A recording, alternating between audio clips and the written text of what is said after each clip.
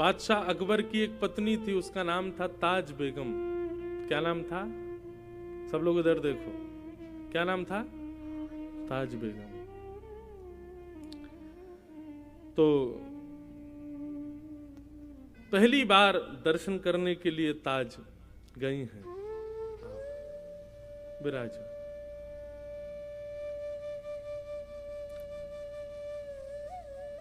बोलो वृंदावन बिहारी लाल की। बहुत ध्यान से सुनना। ताज बेगम पहली बार अकबर के साथ गोवर्धन गई। अच्छा, अकबर के ऊपर एक चीज तो लगती है कभी कभी, अकबर के ऊपर कृपा तो थी ठाकुर जी की।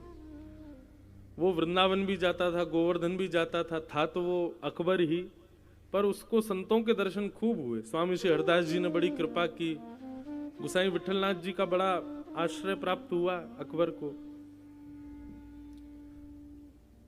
था तो वो मुगल, लेकिन उसके शासन में, अब मेरे पढ़ने में ना आई हो तो बात अलग है, लेकिन जहां तक मैंने देखा कि उसने कभी मंदिरों को और किसी भी हिंदू वैदिक सनातनी को कभी ज्यादा कष्ट तो नहीं दिया।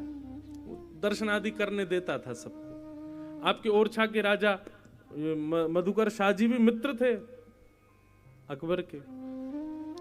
तो अकबर ऐसे कभी कभी दिग्विजय के लिए घूमने जाता था। गोवर्धन गया, गुसाई जी से प्रार्थना की कि हमको श्रीनाथ जी का दर्शन करना है।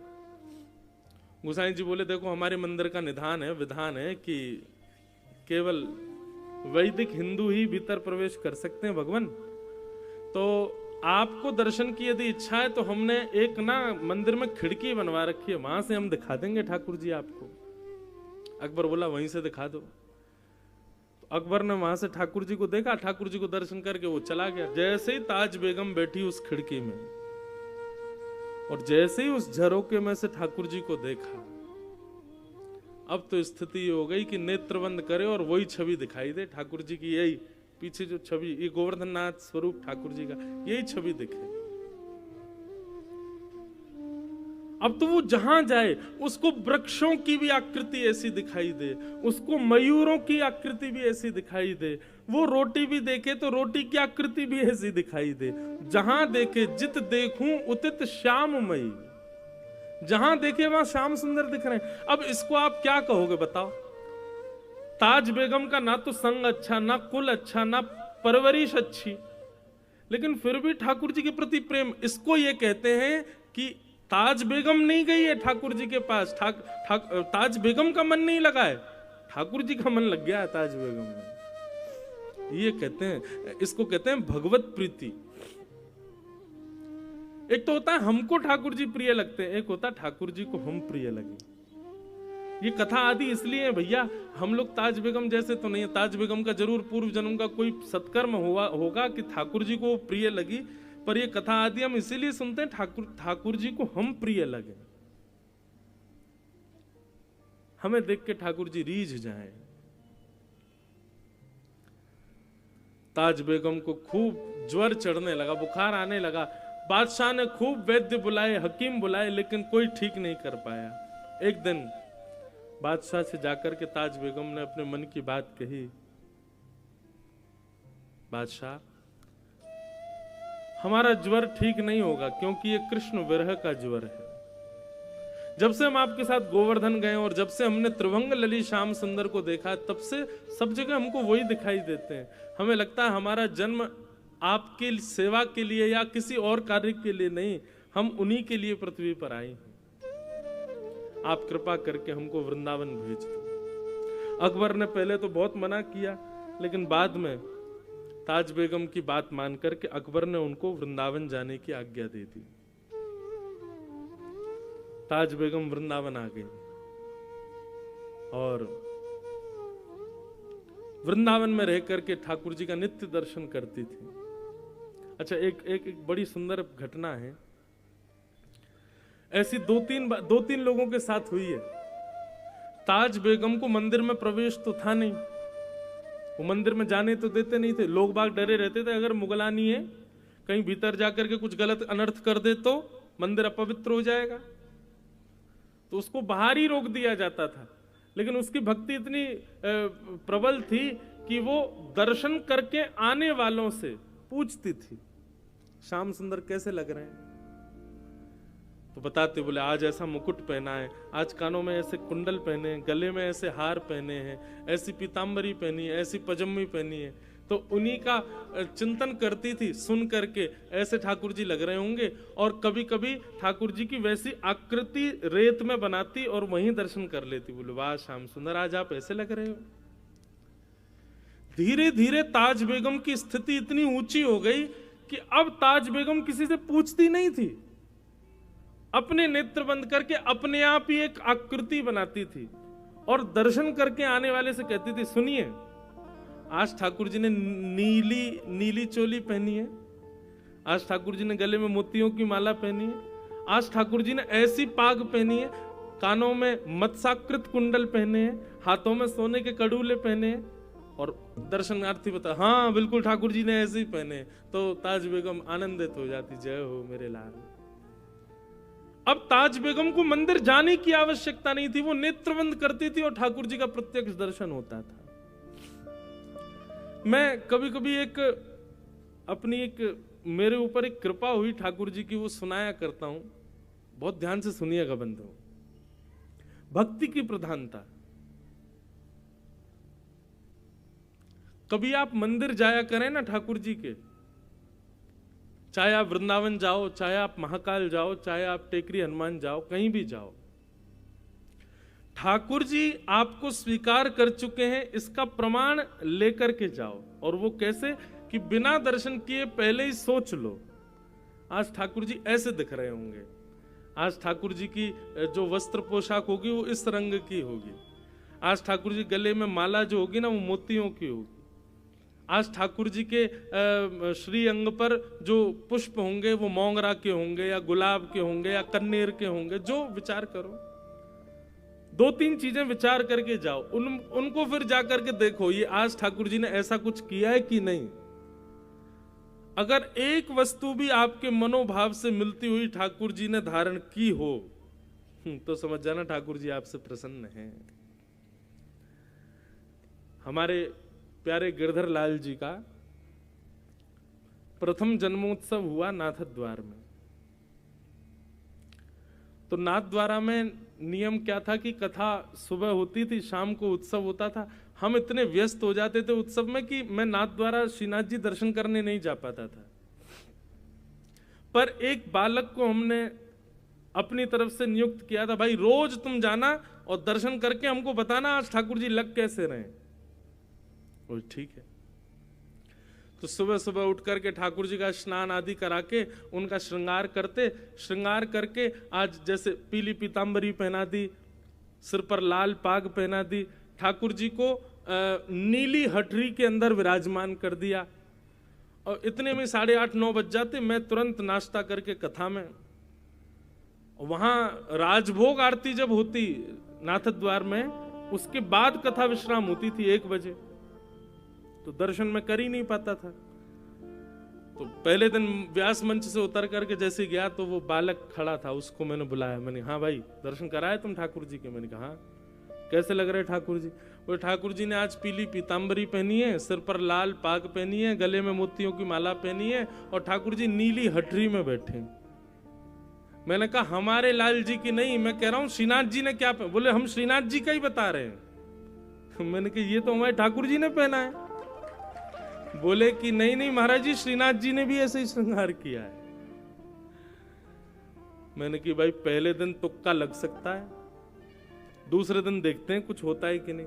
अब दूसरे दिन हमने ठाकुर जी को फिर कोई बढ़िया सुंदर नीली पोशाक पहनाई और आज कांच की हटरी में ठाकुर जी को विराजमान किया, सिर पर बढ़िया सोने का मुकुट धारण कराया, सुंदर श्रृंगार। अभी भी मुझको ऐसा कुछ नहीं था, मुझे बस लगा ठीक है कल मैच हो गया, आज थोड़ी होगा। कथा करने गए, कथा करने के बाद मंच से उतर के मन, हाँ भाई आज श्रीनाथ जी कैसे लग रहे हैं? बोले महाराज जी आज ठाकुर जी ने सोने का मुकुट पहना है, ठाकुर जी कांच की हटरी में बैठे हैं, ठाकुर जी ने आज लीली पोशाक धारण करी है। अब तो ये सुनकर के मेरे हाथ पांव कांपे। बस नाचने का मन करे। मैंने कहा सच बता भाई, तुम हमारे लाल जी को तो नहीं देख के आया? बोले नहीं नहीं, आपके लाल जी का मैंने दर्शन नहीं किया, मैं श्रीनाथ जी को देख के आया हूं। मैंने कहा चल 2 दिन तो मिल गए। मैंने कि कुछ ठाकुर जी संकेत तो नहीं कर रहे? बोले पता नहीं महाराज जी। तो हमने क्या किया, अगले दिन मैंने कि आज ठाकुर जी को ऐसा कुछ पहनाऊंगा जो मैच ही नहीं होगा। हमने अपने लाल जी को सेहरा पहना दिया, दुल्हा बना दिया। मैंने आज दुल्हा बन के दिखा। सेहरा पहनाया, सफेद पोशाक पहनाई, लाल चुनरी उड़ाई, वो लाल पटका पहनाया ठाकुर जी को, बहुत सुंदर श्रृंगार। और आज ठाकुर जी मोतियों की हटरी में विराजमान किए। अब मेरा कथा में मन नहीं लगे, मुझे यूं लगे कब कथा पूरी हो मैं उससे पूछूं आज क्या पहना है। कथा विश्राम हुई। विश्राम होते कौन प्रणाम कर रहा है, कौन माला पहन, मुझे कुछ नहीं, मुझे वही दिख रहा था। मैंने जल्दी आ इधर। मैंने कि सही सी बता आज ठाकुर जी ने क्या पहना है? बोले आज तो ठाकुर जी दुल्हा राजा बन के बैठे हैं। मैंने कहा जय हो, बोल श्रीनाथ प्यारे की।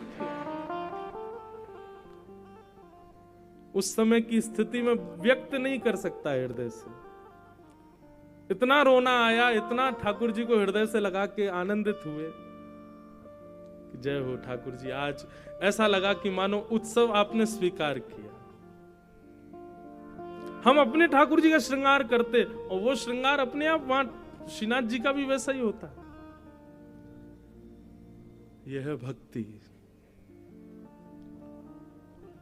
और ऐसे स्वीकारीकरण ठाकुर जी व्यक्त करते हैं। तो आप कभी कभी वृंदावन आते हैं, पहले ही सोच लिया करो बिहारी जी आज अगर आपने ऐसा कुछ पहन रखा होगा तो हम समझ जाएंगे आप हमसे प्रसन्न हो। और सही माने संग में 2-3 लोगों को रखना संभालने के लिए। यदि आपने जैसा सोचा वैसे ठाकुर जी दिख गए तो हो सकता है अटैक भी पड़ जाए, आपको बच नहीं पाओगे। कई 2 लोग चाहिए होंगे, भाई हमको संभाल लेना तुम कैसे भी, क्योंकि लगेगा कि वाह ठाकुर जी आज तो श्रृंगार मानो मैंने ही किया है आपका। तो ताज बेगम के साथ ऐसा हो, बेगम उनका जो शरीर शांत हुआ ना, वो कथा भी बड़ी विलक्षण है। होली का दिन पूरे ब्रजमंडल में रंग धमार हो रही थी और ताज बेगम अपनी कुटिया में बैठे बैठे ठाकुर जी का दर्शन कर रही है। लेकिन आज के दर्शन में यह था कि सब दिख रहे हैं लेकिन उसको ठाकुर जी नहीं दिखाई दिए। बहुत ध्यान से सुनना। ताज बेगम एक पद लिखती है धमार का, आज भी नाथद द्वार में होली वाले दिन जब ठाकुर जी के कपाट खुलते हैं ना तो ताज बेगम की धमार गाई जाती है ठाकुर जी के आगे। जो ताज बेगम ने लिखी, अपने अंतिम शब्द थे उसके।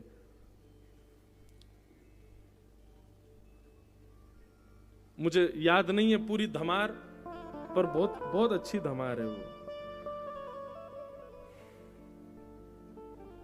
बहुरी ढप बाज रहे, ऐसे उसका प्रारंभ है। बहुरी ढप बाज रहे, ढप बजते हैं ना हमारे वृंदावन में जब होली होती है, तो गाते गाते वो पूरे ब्रज का वर्णन करती है। नंद बाबा अबीर उड़ा रहे हैं, यशोदा मैया गुलाल उड़ा रही हैं, गोपियां एक दूसरे के गाल पे गुलाल लगा रही हैं। अरे कहां तक गए, गैया भी एक दूसरे से अपने अंग को रिगड़ करके होली खेल रही हैं। ग्वाल बाल सब यमुना जी में कूद रहे हैं। इस प्रकार पूरे ब्रज का दर्शन करते हुए अचानक लिखते लिखते वो रुक गई। 5-6 पंक्तियां लिख दी लेकिन अभी तक ठाकुर जी नहीं दिखाई दिए उनको, सब दिख गए। सबके वर्णन करते करते करते करते करते तभी ताज बेगम के मनोभाव में दर्शन दिखता है कि असंख्य गोपियां सुंदर गुलाल अबीर उड़ा रही हैं। गुलाल के एक जैसे मानो कोहरा जैसे पड़ता है, ऐसे गुलाल का कोहरा पड़ रहा है और उसमें मधुर मोरपिच्छ दिखाई दे रहा है। थोड़ी सी ठाकुर जी की वंशी दिखाई दे रही है। नीलांबर ठाकुर जी लाल लाल गुलाल के बीच में से जैसे ही निकल करके आए, ताज बेगम को लगा मानो प्रत्यक्ष ठाकुर जी सामने आ गए। और वो दर्शन करते ही आधा अधूरा पद लिखा था, वहीं ताज बेगम के प्राण निकल गए। तो वर्णन करते हैं ताज बेगम अपना पद पूर्ण नहीं कर पाई और उनके प्राण निकल गए। तो जो अधूरी एक पंक्ति रह गई थी ना, उस दिन जिस दिन ताज बेगम के प्राण निकले, उस दिन आकाशवाणी हुई वृंदावन में और स्वयं श्री राधा रमन लाल जी ने अंतिम पंक्ति पूरी की। निर्तत आवत ताज के प्रभु, गावत गीत धमार। ये ठाकुर जी की पंक्ति। सब रस चर्चाएं बंधुओं, सबके समझने के वश की बात नहीं, पर अद्भुत है।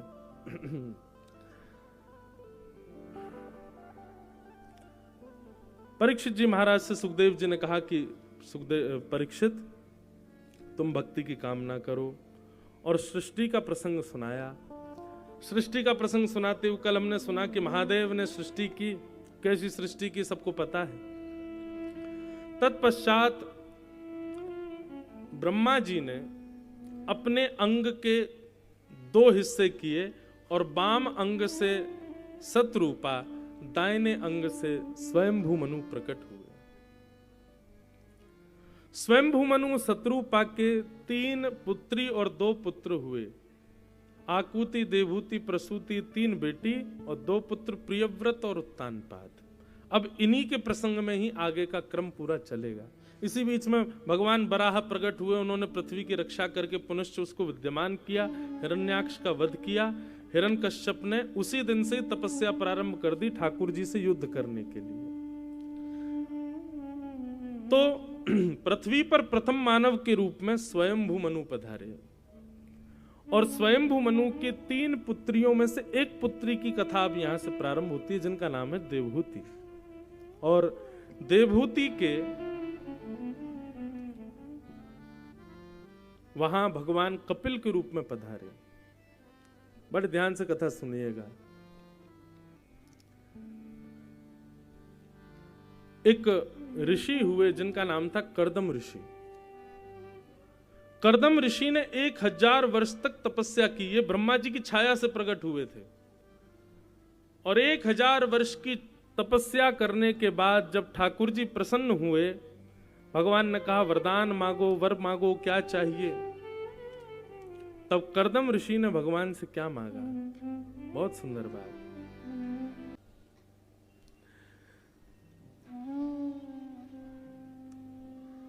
देवहूति माता से देवहूति माता ने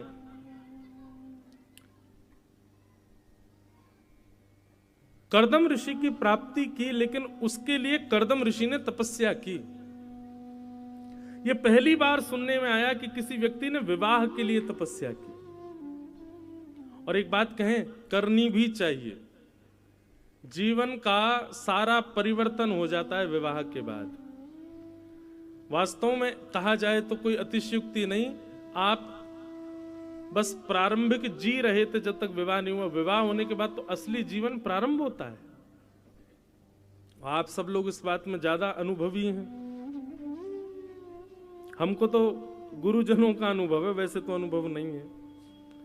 तो गुरुजनों के जो भागवत आदि ग्रंथों में जो वर्णित है उसका अनुभव है, और उसके अनुभव के अनुसार व्यक्ति का जीवन ही प्रारंभ विवाह के बाद होता है। विवाह का मतलब क्या होता है, विशेष प्रकार का भार, उसको उसी को विवाह कहा गया। तो कर्दम ऋषि ने भगवान की तपस्या की, और तपस्या करते हुए ठाकुर जी ने जब कहा कि वरदान मांगो, क्या चाहिए, तो कर्दम ऋषि कहते हैं जो मांगेंगे सो दोगे आप। भगवान बोले निश्चित देंगे, मांगो क्या चाहिए। तब कर्दम ऋषि कहते हैं तथास चाहम परिवोड काम समान शीलाम ग्रहमेद धेनुम। सब लोग सावधानी से सुनो। हे भगवान, मैं आपसे जितना प्रेम करता हूं, मुझसे भी कई अधिक आपसे प्रेम करने वाली एक कन्या से मेरा विवाह हो जाए, ऐसी कृपा मुझ पर कर दो। समझ में आई बात? हे नाथ, मैं आपसे जितना प्रेम करता हूं, मैं आपकी जितनी सेवा करता हूं, मैं आपका जितना यजन करता हूं, मुझसे भी कई गुना ज्यादा आपसे सेवा करने वाली, आपसे प्रेम करने वाली, आपका यजन करने वाली एक कन्या से मेरा विवाह हो जाए, इसी के लिए मैं 1000 वर्ष से तपस्या कर रहा हूं। तो भगवान पहले तो हंसे। भगवान बोले वाह, ये क्या मांग रहे हो आप हमसे?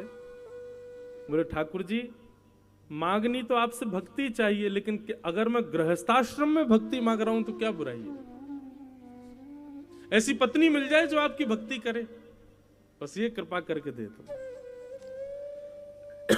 तो भैया जितने भी अविवाहित बैठे हैं, निश्चित है कि कथा में बैठे हो तो आप सब भक्त हो, और विवाह के बाद सबको इच्छा है कि हमारे जीवन संगी जो हमें वो भी भक्त हमें। तो कर्दम ऋषि का ये जो श्लोक है इसको नित्य गाया करो, ठाकुर जी से प्रार्थना किया करो, तथा सचाहम परिवोढ़ काम समान शीलाम ग्रह में दधेनुम। भगवान प्रसन्न हो गए, और प्रसन्न होकर के ठाकुर जी ने कर्दम ऋषि से कहा, ठीक है कर्दम ऋषि आप चिंता मत करो, परसों स्वयंभू मनु की बेटी देवहूति के साथ आपका विवाह होगा। वो आपसे भी ज्यादा मेरा भजन करती है, आपसे भी ज्यादा मेरा यजन करती है, आपसे भी ज्यादा मेरा चिंतन करती है।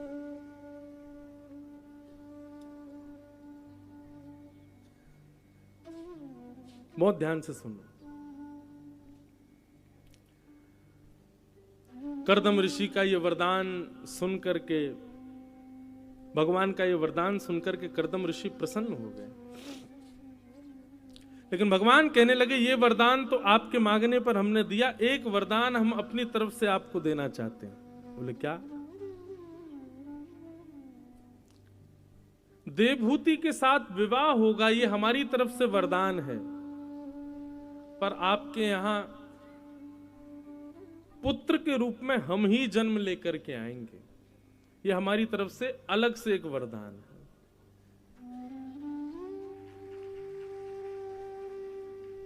ताली बजाई, आपने समझ में आ गई थी बात? हमें तो लगा समझे कि नहीं, पता नहीं। सीधी बात, ठाकुर जी से बंधुओं कभी संसार भी मांगो ना तो वो भी अपनी सुख निवृत्ति के लिए नहीं, उसमें भी भगवत दर्शन हो, भगवत भाव हो, ऐसी इच्छा रखनी चाहिए। घर में गाड़ी आ जाए, अगर ये इच्छा है ठाकुर जी से, तो आप ये मत कहो ठाकुर जी घर में गाड़ी आ जाए ना, हे ठाकुर जी आपको इधर उधर ले जाने के लिए बढ़िया रथ घर में आ जाए, तो फिर गाड़ी भी भक्ति भाव से ही आएगी। ठाकुर जी कहेंगे हमारे लिए रथ मंगा रहा है, लेकिन फिर देख लेना वो रथ फिर ठाकुर जी का ही होना चाहिए, उस पर अपना अधिकार मत जमाना। ए ठाकुर जी गुना में बढ़िया एक घर बन जाए हमारा, आप छोटे से घर में रहते हैं, आपके लिए भव्य एक महल जैसा बने, ऐसी कोई कृपा करो, तो ठाकुर जी बनवाएंगे। कहीं भी हमारे सुख का भाव नहीं होना चाहिए, कहीं भी हमारे भोग विलास का भाव नहीं होना चाहिए उन सब भावों में। तो कर्दम ऋषि ने भगवान की 1000 वर्ष तपस्या करके क्या मांगा कि आपसे प्रेम करने वाली, आपकी भक्ति करने वाली एक पत्नी मुझे प्राप्त हो जाए, ऐसी कृपा कर दो, मेरा विवाह हो जाए ऐसी कन्या से। भगवान इतने प्रसन्न हो गए कि एक वरदान तो ये दिया, दूसरा अपनी तरफ से दिया कि तुम्हारे यहां पुत्र भी मैं ही बन के आऊंगा, जाओ। और कर्दम ऋषि का विवाह देवहूति जी के साथ हुआ। विवाह के पश्चात कर्दम ऋषि 60 वर्ष की समाधि में चले गए। समाधि से जब उठे तो देवहूति वृद्ध हो गई। तब देवहूति को बिंदु सरोवर में स्नान कराया, तब वो नवीन रूप में प्रकट हुई। तब उन्होंने कामग विमान बनाया और उस कामग विमान में भ्रमण के पश्चात 9 पुत्रियों को जन्म दिया देवहूति माता ने। ये 9 पुत्रियां ही 9 भक्ति हैं। 9 पुत्रियों का विवाह कर दिया।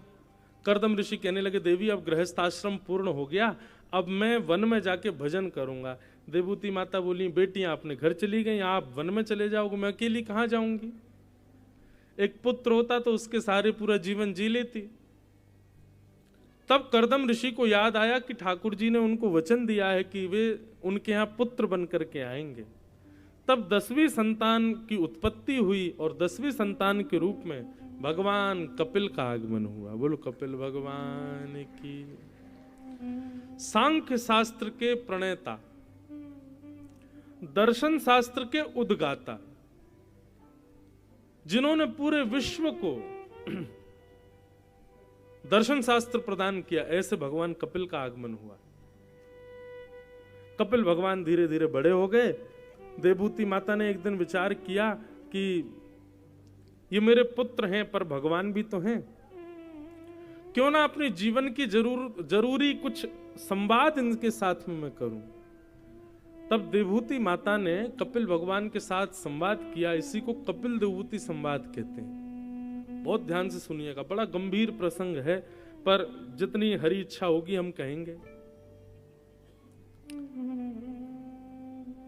देवभूति माता ने पहला प्रश्न किया भगवान से।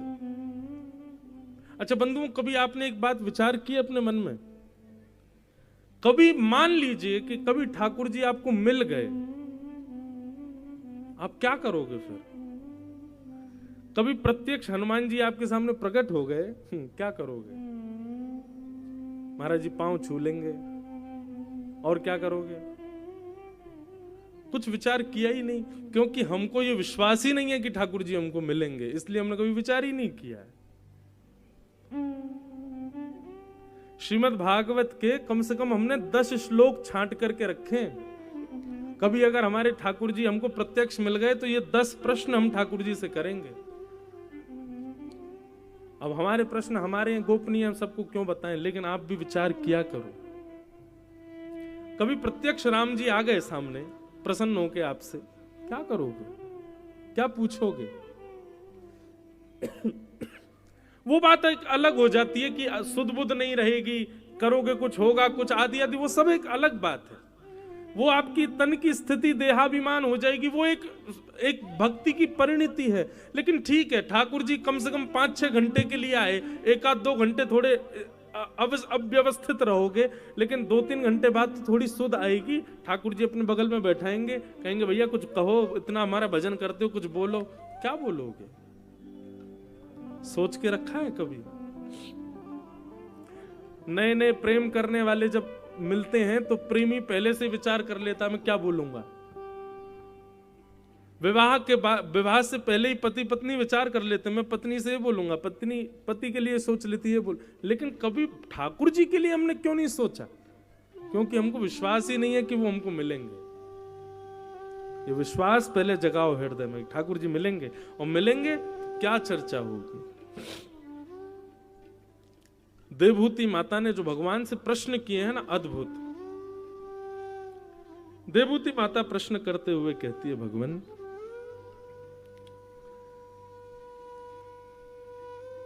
कि निर्वेणान भूमल असद इंद्रिय तर्षणा येन संभाव्यमानेन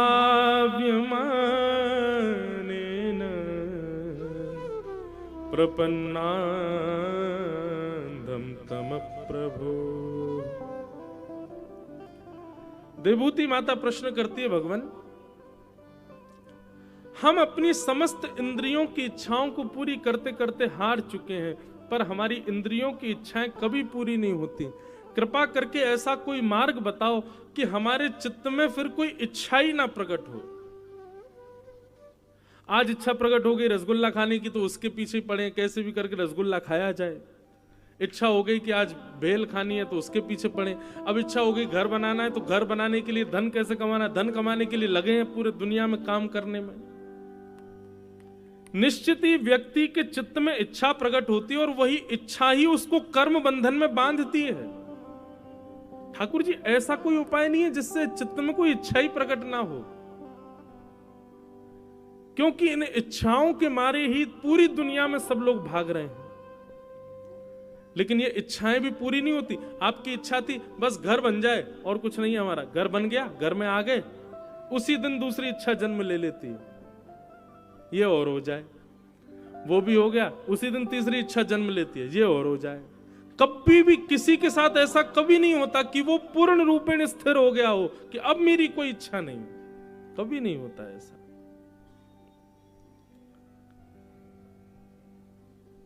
महाराज जी, अब कई जगह हमारी कथा होती है तो लोग बागों के अंदर मरकट वो आता है, मरकट वैराग्य।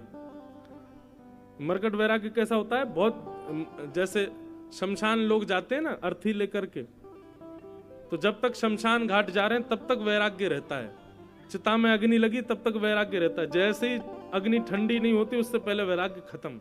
थोड़ी देर का वैराग्य, इसको मरकट वैराग्य कहते हैं। कई लोगों को कथा सुनने से मरकट वैराग्य आ जाता है, आएंगे कक्ष में मिलने के लिए, महाराज जी अब आपकी कथा सुनकर के हम पूर्ण रूपेण विरक्त हो चुके हैं, अब हमारा कुछ मन नहीं है, घर परिवार में रहना नहीं है, अब आप बस अपने कथाओं में कोई सेवा बता दो, सब वैष्णव ब्राह्मण गंधर्वजन और हमारी पूरी टीम रहती, इन्हीं की सेवा कर देंगे, कोई भी एक सेवा दे दो हमको। चलो अगली कथा वहां है, वहां आ जाना।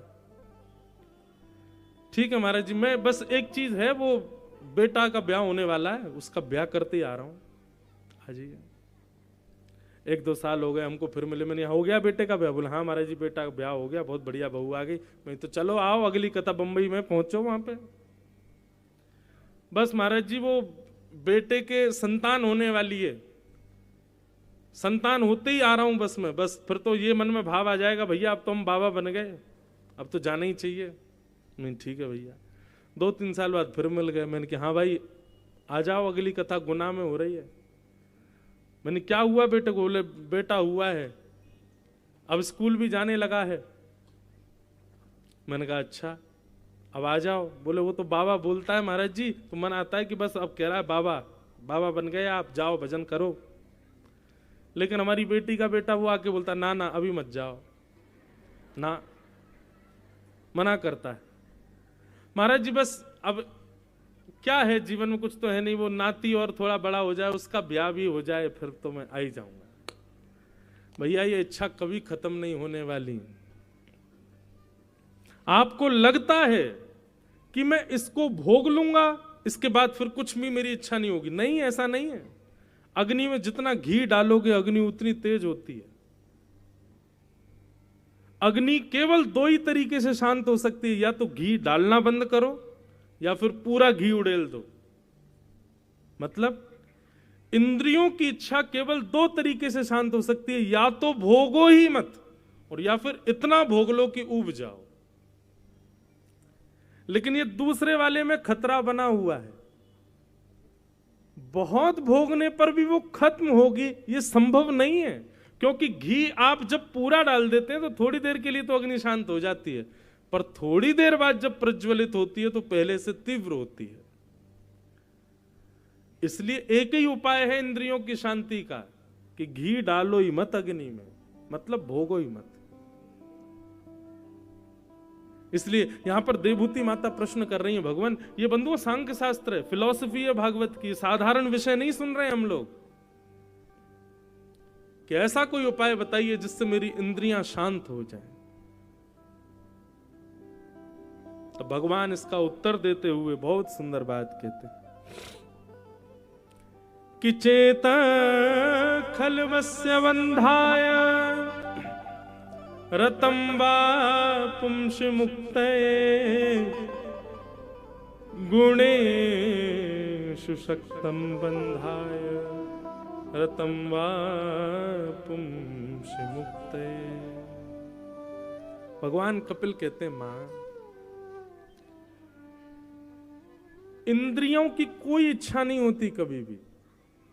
जीभ की इच्छा नहीं होती कि मुझे ये खाना है, हाथों की इच्छा नहीं होती कि मुझे ये स्पर्श करना है, पैरों की इच्छा नहीं होती कि मुझे यहां जाना है, नेत्रों की इच्छा नहीं होती कि मुझे ये देखना है।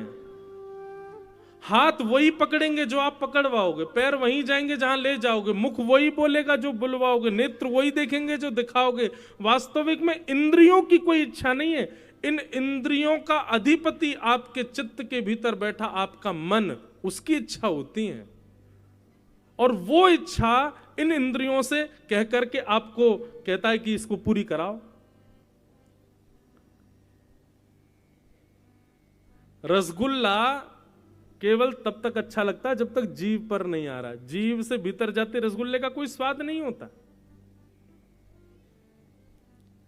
इसी प्रकार संसार के जितने भी विषय भोगी वस्तु हैं, वो विषय भोगी वस्तु केवल एक अनुपात तक ही हमको सुख देती हैं, उसके अधिक वो सुख नहीं देती। क्यों? क्योंकि मन अपनी सुख की वस्तु ले लेता है, बाकी इंद्रियों को उसमें छोड़ देता है कि तुम भोगते रहो। इसलिए मां, आप कहो कि आंखों को सुधारना है, पैरों को सुधारना है, हाथों को सुधारना है, इंद्रियों को सुधारना है, तो नहीं सुधरेगा। इन सब के अधिपति मन को सुधारना पड़ेगा। सब लोग इधर देखो, इधर देखो, यहां देखो, कथा सुनो ध्यान से। और मन केवल एक चीज से सुधरेगा। मन को सुधारने का केवल एक तरीका है। आप कहोगे, आप तो घूम फिर के एक ही बात बोलोगे, सत्संग। नहीं, मन सत्संग से नहीं सुधरेगा, मन सुधरेगा कुसंग के त्याग से। आप कहो कि हम पे इतना समय नहीं हम कथा में आ सके, हम पे इतना समय नहीं हम वृंदावन जाके कथा सुने, हम पे इतना समय नहीं कि हम संत जनों की वाणी सुन सकें, हमारे पास में इतना डाटा नहीं कि मोबाइल पे भी लाइव कथा सुन सकें। कोई और उपाय बताओ मन को एकाग्र करने का। अपने आसपास रहने वाले, अपनी बातचीत के दायरे में आने वाले, उठना बैठना जिनके साथ है, उन सब की लिस्ट बनाओ। और उनमें जितने भी लोग कुसंगी हैं, जो दूषित खाते हैं, दूषित पीते हैं, दूषित बोलते हैं, दूषित विचारधारा वाले हैं, वो चाहे कितने भी अपनत्व के क्यों ना हो, उन सब का संग छोड़ दो, आपका मन अपने आप पवित्र हो जाएगा। कुसंगता का त्याग, उसी से ही मन पवित्र होगा। मैं तो खूब कथा में बोलता हूं कि जो लोग कथा में नहीं आते, जो लोग कभी महाकाल नहीं जाते, जो लोग वृंदावन नहीं जाते, जो लोग कभी भाव से ठाकुर जी का दर्शन नहीं करते, संकीर्तन नहीं करते, ऐसे लोगों को सब जगह ब्लॉक मार दो। फोन पे ब्लॉक कर दो, सोशल मीडिया पे ब्लॉक कर दो, चाहे वो अपने चाचा ताऊ के बच्चे क्यों नहीं हो, सबको ब्लॉक करो। किसी से कोई मतलब नहीं, नातेदार जो ठाकुर जी का नहीं, हमारा उससे कोई संबंध नहीं। आप ये करके देखिए, अगले दिन से आपका मन ना ऐसा लगेगा जैसे मानो कबूतर का पंख जितना हल्का होता है ना, आज हवा में लहराता है, ऐसे मन जो भारी भारी रहता है हमेशा, जैसी कुसंगता का त्याग करोगे मन अपने आप हल्का हो जाएगा, मन अपने आप पवित्र हो जाएगा, मन में अपने आप शुद्धता आ जाएगी। कुसंग व्यक्ति का संग हमारे मन को बिगाड़ता है। देवभूति माता से भगवान कपिल कहते हैं, मां, और एक बात सुनिए, कुसंगता का त्याग मतलब व्यक्ति विशेष का त्याग नहीं होता है।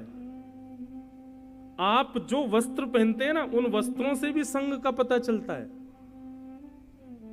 आप जो खाते हैं, अन्न से भी आपके संग का पता चलता है। आप अन्न का कैसा संग करते हो, आप वस्त्रों का कैसा संग करते हो। आपने देखा होगा कई संत महापुरुष कहीं भी जाते हैं अपना आसन संग लेके चलते हैं, और वो जैसी कुर्सी पे बैठेंगे तो पहले आसन बिछाएंगे फिर बैठेंगे। क्यों? आसन क्यों लेके चलते हैं साथ में? और वहां पे ना जाने कौन बैठा होगा, किस कैसे कैसे लोग बैठे होंगे, उस वहां पर बैठ के किसने क्या क्या विचार किया होगा, उसका प्रभाव कहीं उनके ऊपर ना पड़े, इसलिए वो अपने भजन का आसन संग लेके चलते हैं, उसी पे ही बैठेंगे। वो बात अलग है कि आजकल दिखावे के लिए लेके चलते हैं, देखो महाराज जी का आसन है भैया, ले बिछाओ बैठो। वास्तविक मूल बात तो ये है कि कहीं हम ऐसे दूषित स्थान पर ना बैठे जहां बैठने से हमारी बुद्धि विकृत हो जाए। संग का मतलब केवल लोगों के बीच में रहने से संग खराब नहीं होता, वस्त्रों से भी संग खराब होता है। आज हम धोती पहनते हैं, बगलबंदी पहनते हैं, पटका पहनते हैं, शॉल ओढ़ते हैं, ये सात्विक वेशभूषा रखते हैं, इसीलिए कई हद तक कथाएं कह पाते हैं। जिस दिन ये वस्त्र बिगड़ जाए, जीन्स पहनने लग जाए, टी शर्ट पहनने लग जाए, अपने आप बुद्धि विकृत होने लग जाएगी। और विकृत तो बहुत दूर की बात, चलो मान लो कि मैं जीन्स पहन के आ भी गया मंच पर, कोई रोक टोक तो है नहीं, मुझे पहन सकता हूं, लेकिन मेरी बात का प्रभाव नहीं पड़ेगा आपके ऊपर।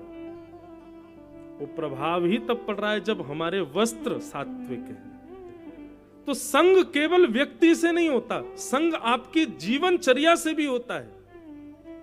अब लोग कहते हैं प्याज लहसुन क्यों नहीं खाएं महाराज जी, कोई पाप थोड़ी है वो, कोई ऐसा थोड़ी नरक जाना पड़ेगा आपको, बस वो तामसी है।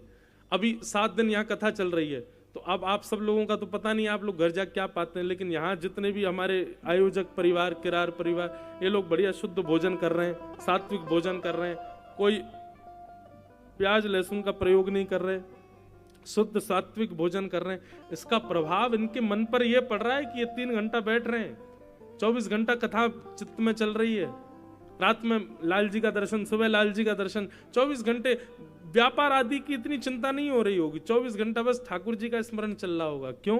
सात्विक आहार है। आहार की शुद्धि, वस्त्र की शुद्धि, आचरण की शुद्धि, संग की शुद्धि, सबसे मन पर बड़ा प्रभाव पड़ता है।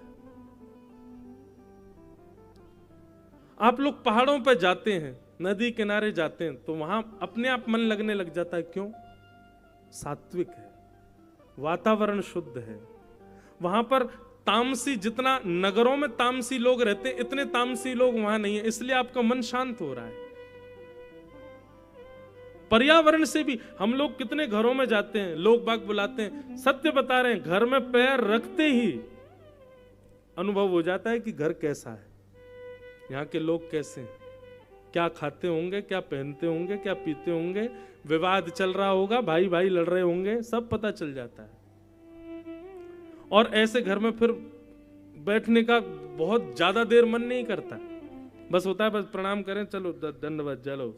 और कहीं कहीं ऐसे घरों में भी जाते हैं, वहां बैठ करके बस लगता है कि कोई तकिया दे दे यहीं सो जाए, इतना सुख मिल रहा है, चित्त को इतनी शांति मिल रही है, इतना बढ़िया लग रहा है।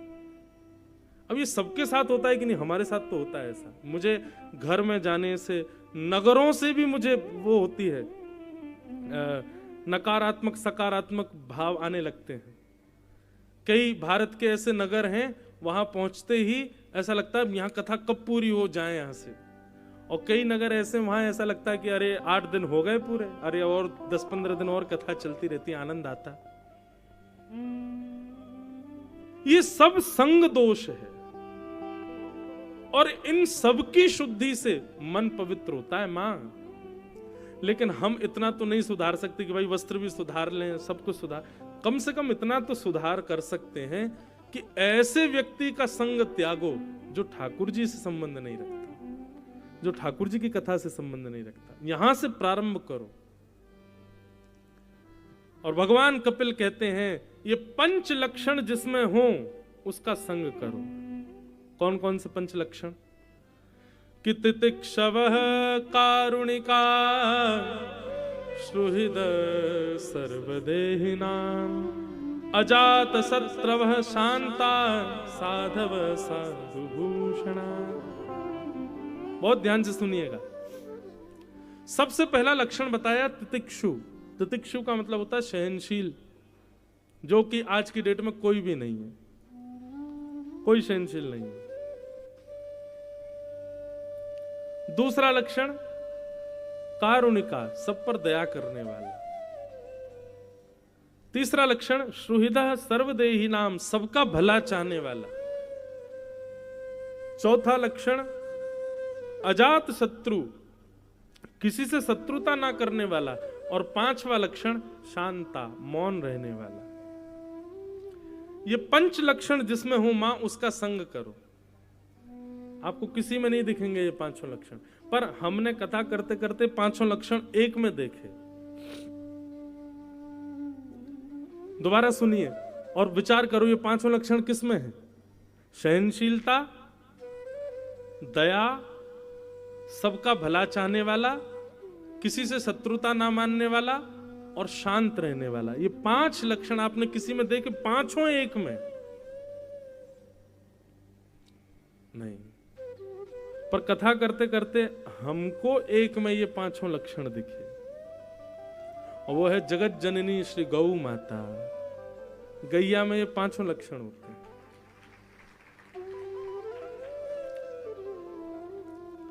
केवल ताली नहीं बजानी, इस पे विचार करो, है कि नहीं ये 5 लक्षण? तितिक्षव, सहनशील, गैया सहनशील है, बहुत सहती है। दूसरा कारुणिका, सब पर दया करती है। कसाई भी जब पकड़ के ले जाते हैं तो मारने से पहले सोचते हैं थोड़ा दूध निकाल लो, मिल जाए चाय बना लेंगे, और अपने हत्यारों को भी दूध दे करके उन्हीं के हाथों मर जाती है। कारुणिका। श्रुहिदः सर्वदेही नाम, सबका भला चाहती है, केवल मेरे बच्चों का पेट भरे ऐसा नहीं, जो पिए सबको देती है। अजात शत्रवः, किसी को अपना शत्रु नहीं मानती। और पांचवा लक्षण शांता, शांत रहती है।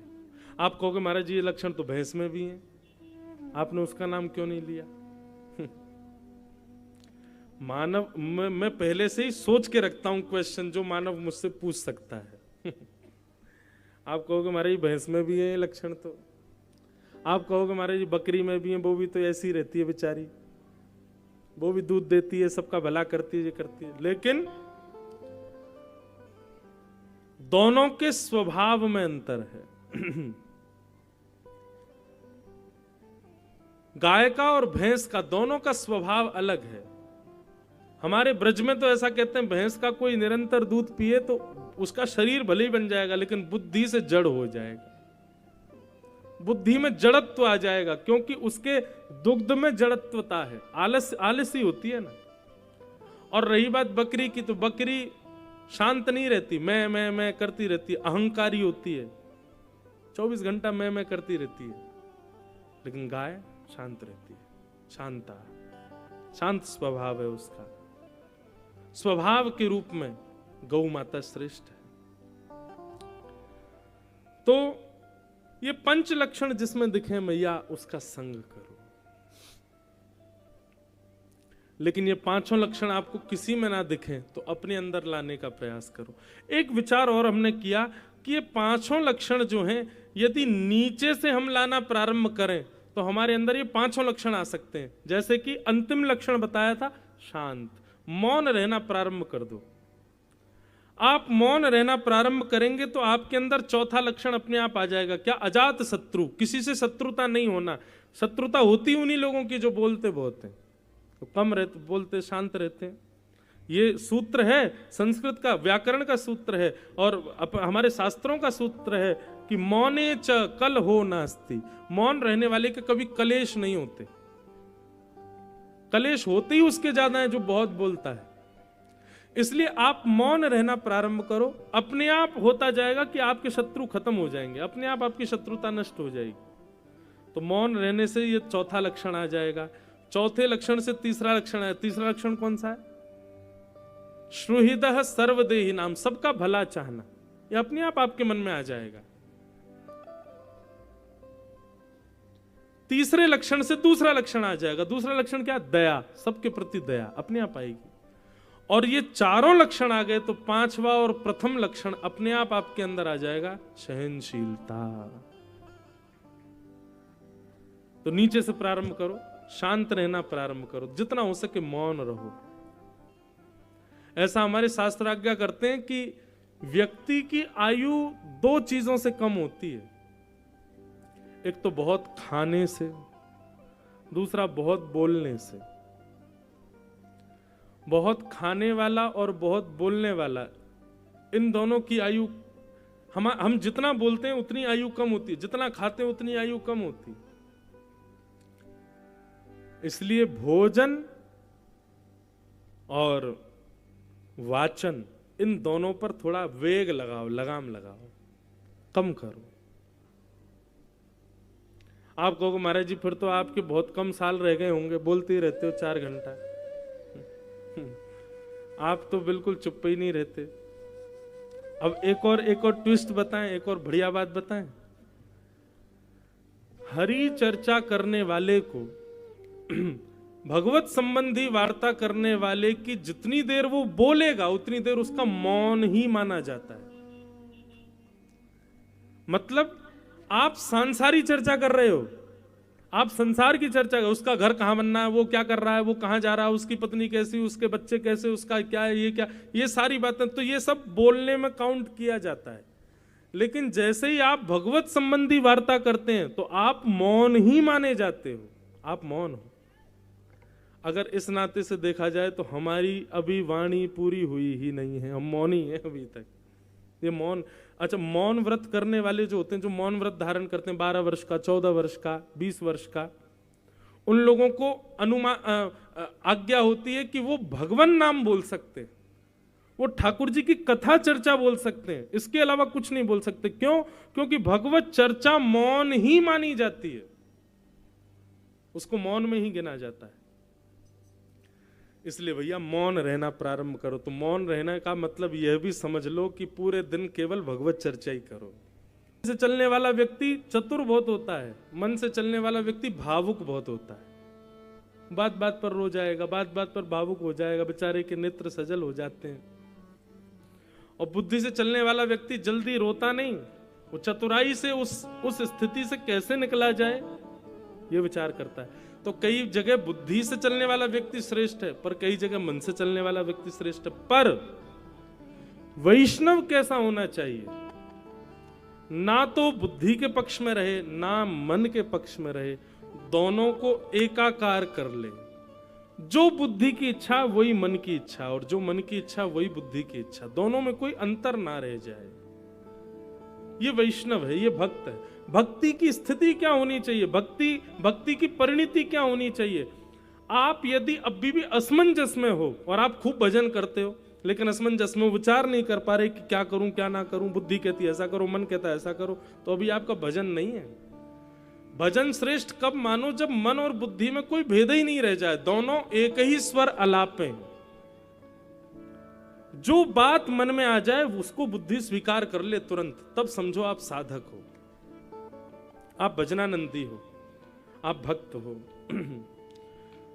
भक्ति की स्थिति यहीं तक है।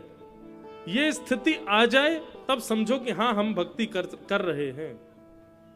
लेकिन खूब भजन करते हैं, खूब नाम जप करते हैं, महाकाल भगवान का हर महीने दर्शन करने जाते हैं और महाराज दुनिया भर के संतों को प्रणाम करते हैं, दुनिया भर के नियमों का पालन करते हैं, लेकिन असमंजस में रहते हैं।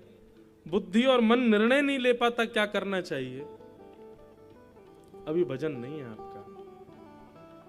सत्संग का एक बहुत बड़ा प्रभाव यह है बंधुओं, निर्णयात्मका बुद्धि प्रदान करता है सत्संग। मतलब निर्णय क्या लेना है, कब लेना है, कैसे लेना है, ये सत्संग करने वाले व्यक्ति को बहुत सरलता से आ जाता है। इसलिए सत्संगी बनो, खूब भजन ठाकुर जी का करो, खूब कथा सुनो, श्रवण करो, कथाएं हो, संतों को प्रणाम करो। सत्संग का फल यही है, निर्णयात्मका बुद्धि। तो उत्तानपाद राजा अपनी छोटी पत्नी के प्रति ज्यादा आकर्षित थे। हम लोग भी ऐसे ही हैं, हम भी मन के प्रति ज्यादा आकर्षित रहते हैं, बुद्धि के प्रति कम आकर्षित रहते हैं। अच्छा, बुद्धि और मन का एक रूप तो मैंने बताया कि चतुर और भावुक।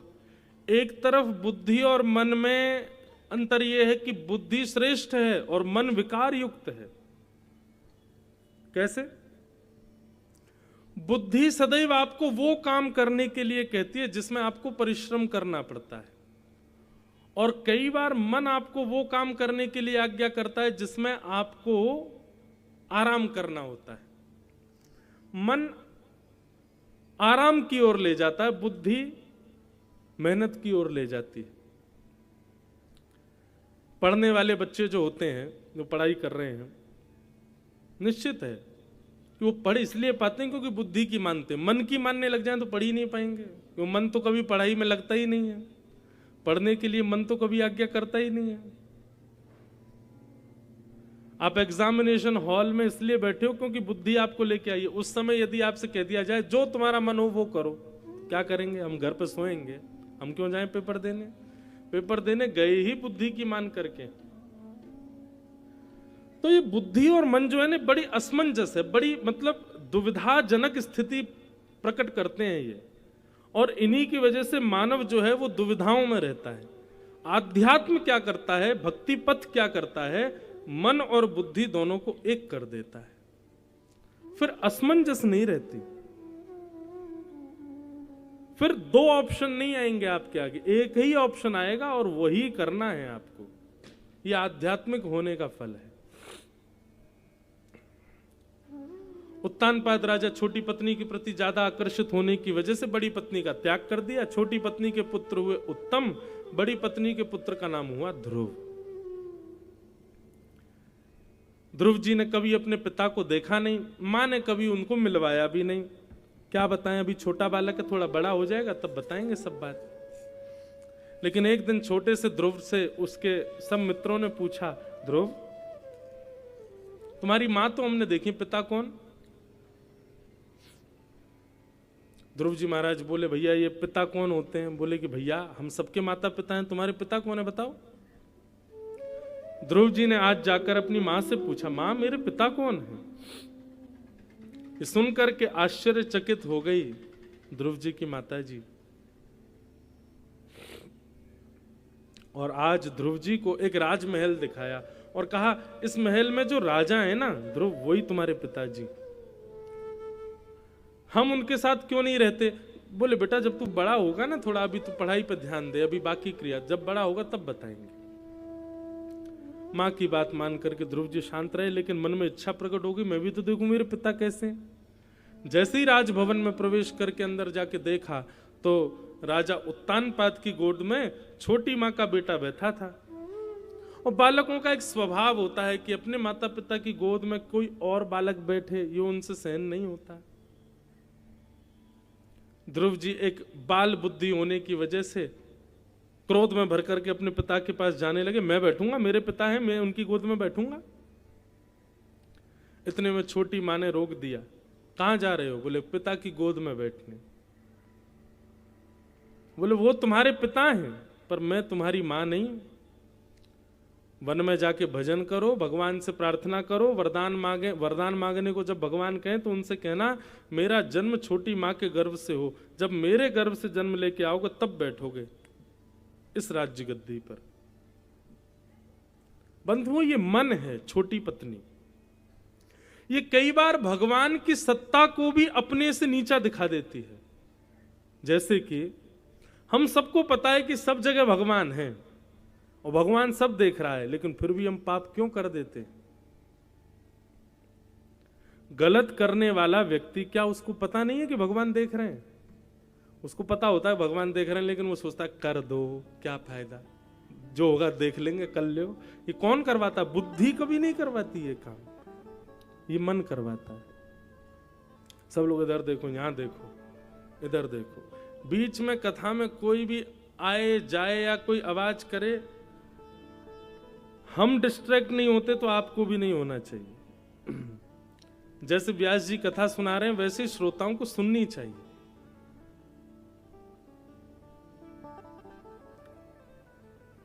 बोलो वृंदावन बिहारी लाल की जय। क्या बता रहा था मैं? कहां चल रही थी कथा?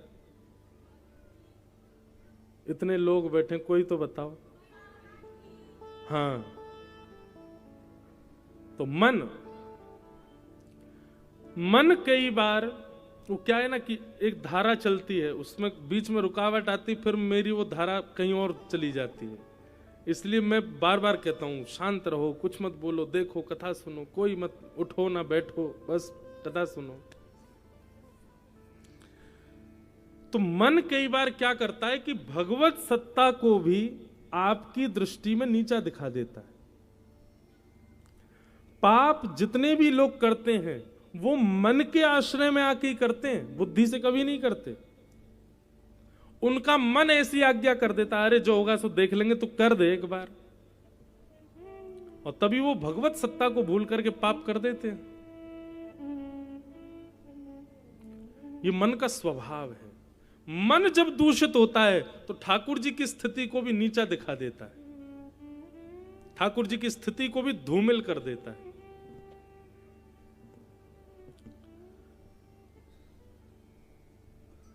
छोटी पत्नी ने आकर के, छोटी मां ने आकर के ध्रुव जी से डांट दिया और कहा वन में जाओ, भगवान से जाके भजन करो, और वरदान मांगने को कहें तो कहना छोटी मां के गर्भ से मैं जन्म लूं।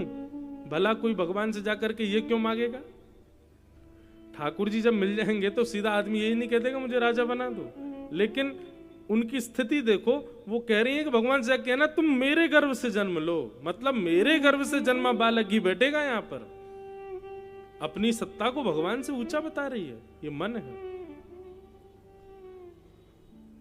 ध्रुव जी महाराज रोते रोते अपनी मां के पास गए।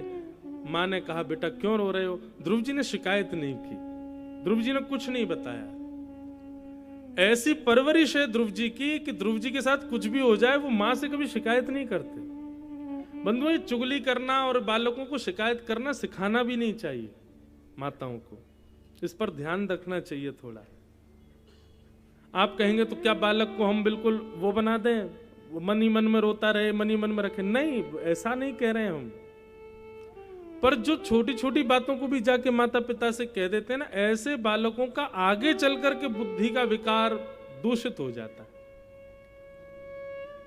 थोड़ा अपने स्तर पर सुलझाने का बल मिले बालकों को, ऐसा बनाओ कि अपने स्तर पर ही छोटी छोटी बातों को तो समझा लिया करें, सुलझा लिया करें। सब बातें माता पिता से ना कहा करें। ध्रुव जी महाराज कुछ नहीं बोले, बस रोते रहे, अपने आप को छुपाते रहे, छोटी माँ की शिकायत नहीं की। तभी एक दासी ने आकर के बताया, बोले आज राजभवन में ऐसा ऐसा हुआ, ध्रुव जी जा रहे थे, छोटी माँ ने कह दिया वन में जाओ, भगवान का भजन करो, उनसे कहो मेरी गर्भ से जब तुम्हारा जन्म होगा तब बैठोगे। आहा, ध्रुव जी की माँ ध्रुव जी के पास गई, उठा करके अपनी गोद में बैठाया, बोले रो क्यों रहे हो? छोटी माँ ने गलत कहा, छोटी माँ ने डांट दिया, छोटी माँ ने तुमको बुरा कहा, इसलिए तुमको बुरा लग रहा है? क्या बुरा कहा? अच्छा तो कहा छोटी माँ ने। बेटा, मैं तो तुझे सत्संग में ले जाती हूँ, कथाओं में लेके जाती हूँ, मंदिर लेके जाती हूँ, पर छोटी माँ ने तो सीधी आज्ञा कर दी भगवान के पास ही चले जाओ। कितनी अच्छी है वो। बेटा, उनके प्रति शिकायत की भावना नहीं, ऐसी दूषित भावना नहीं, बल्कि तुम तो वन में जाओ, भगवान का भजन करना, और सुनो एक बार छोटी माँ को प्रणाम करके जाना। कैसी माँ है ध्रुव जी की। ध्रुव जी महाराज छोटी माँ के पास गए, जाकर के दंडवत साष्टांग प्रणाम किया और पूरे परिवार को प्रणाम करके निकल गए वन की ओर। 4.5-5 वर्ष के ध्रुव जी महाराज वन में जा रहे हैं। तभी नारद जी महाराज आ गए। बंधुओं, हमारे गुरुदेव कहते हैं और शास्त्र भी आज्ञा करते हैं कि नारदो देव दर्शन। ठाकुर जी का जब दर्शन आपको प्राप्त होने वाला होगा, उससे पहले आपको नारद जी जरूर मिलेंगे। सीधे ठाकुर जी नहीं मिलेंगे। राष्ट्रपति से पहले उनका पीए जरूर मिलेगा, ऐसी भगवान से पहले नारद जी मिलेंगे। हमने एक बार अपने गुरुदेव से पूछा, मैं तो नारद जी, हमको कैसे पता चले ये नारद जी हैं? उन्होंने बहुत सुंदर उत्तर दिया, बोले कि नारद जी कोई रूप से नहीं पहचाने जा सकते। बोले नारद कौन? बोले जिनकी वाणी को देवता भी कभी रद्द नहीं कर सकते, वो है नारद। और जिनकी वाणी सुनकर के नेत्र बंद हो जाएं, हृदय में ठाकुर जी की छवि प्रकट होने लग जाए, समझ जाना वो वक्ता ही नारद है। मतलब हमारे गुरुदेव ने स्पष्ट किया कि जरूरी नहीं अब जैसे हम कथा कर रहे हैं तो आप सबके लिए हम नारद नहीं, यहां बैठे हजारों लोगों में 2-3 के लिए नारद हो सकते हैं। क्यों?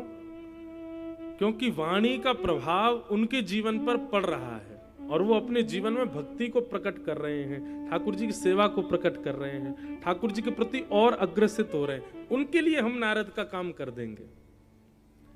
तो वक्ता भली भांति वाणी से प्राप्त हो जाए तो समझ जाना यही नारद है, यही नारद। ये मिल गए तो ठाकुर जी अब मिलने वाले हैं। बस प्रयच्छति गुरु प्रीतो वैकुंठम योग दुर्लभम।